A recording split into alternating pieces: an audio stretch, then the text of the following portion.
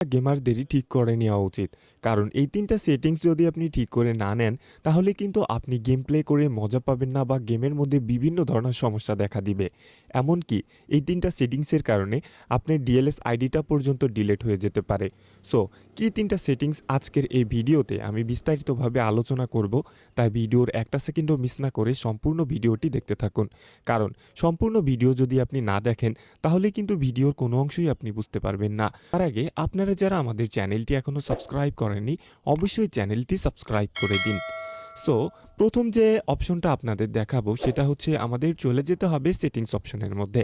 Settings অপশনে যাওয়ার পর আমাদের কন্ট্রোল সেটিংসে প্রবেশ করতে হবে।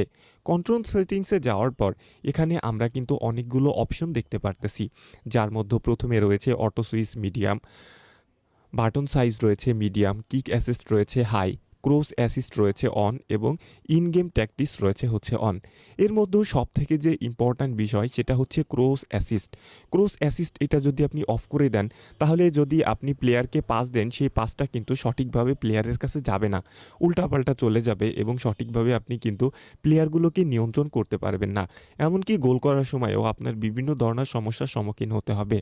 এক কথায় এটা হচ্ছে এমন একটা সেটিংস, যে সেটিংসের কারণে আপনি কিন্তু গেম প্লে করে মজা পান। সো আপনার যদি এই সেটিংসটা কোনোভাবে অফ হয়ে যায়, তাহলে কিন্তু আপনি গেম প্লেতে বিভিন্ন ধরনের সমস্যার সম্মুখীন হবেন। সো অবশ্যই আপনার যদি এই সেটিংসটা অফ করা থাকে, অন করে দিবেন। আর আমরা সেকেন্ড যে সেটিংসটা নিয়ে কথা বলবো সেটা হচ্ছে অ্যাডভান্স সেটিংসে প্রবেশ করার পর এখানে আমাদের যে গ্রাফিক্স অপশন রয়েছে, গ্রাফিক্স অপশনের মধ্যে প্রবেশ করার পর এখানে আমরা দেখতে পারতেছি frame rate auto 60 FPS.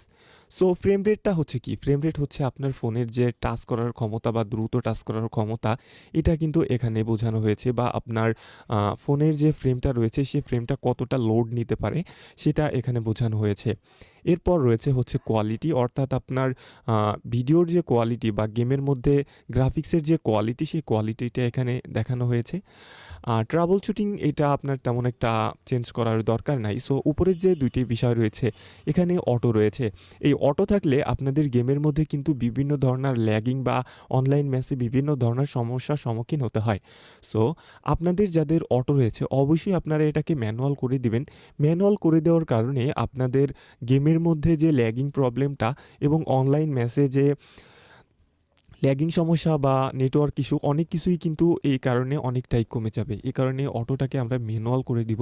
So এখানে 60 এফপিএস রয়েছে, আমরা 30 অথবা 60 রাখতে পারি। সো আমি 30 রাখবো, কারণ 60 র আমার প্রয়োজন হয় না।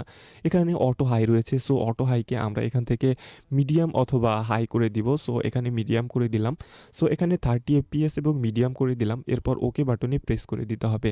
সো ওকে বাটনে প্রেস করে দেওয়ার সাথে সাথে আমাদের গেমটা কিন্তু আবার ওপেন হবে এবং আমাদের গ্রাফিক্সটা কিন্তু এই অনুযায়ী ঠিক হয়ে যাবে।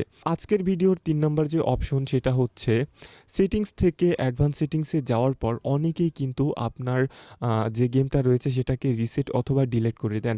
সো এই যে বিষয়টা, এই বিষয়টা কিন্তু আপনাদের অবশ্যই মাথায় রাখতে হবে।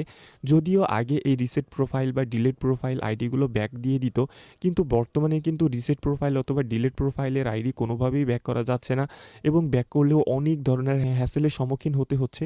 সো এই কারণে অবশ্যই আপনারা এই রিসেট প্রোফাইল অথবা ডিলিট প্রোফাইলে ভুল করেও টাচ করবেন না। আর আইডিটা কী কারণে হারিয়ে যেতে পারে বা কী কারণে নষ্ট হয়ে যেতে পারে, এই বিষয়ে অলরেডি আমাদের চ্যানেলে একটা ভিডিও দেওয়া হয়েছে।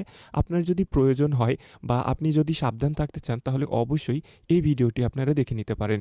সো ভিডিওটি কেমন লাগছে অবশ্যই কমেন্ট করে জানাবেন। আর ভিডিওর মাধ্যমে কোনো প্রকার উপকার হলে একটা লাইক তো আশা করতেই পারি।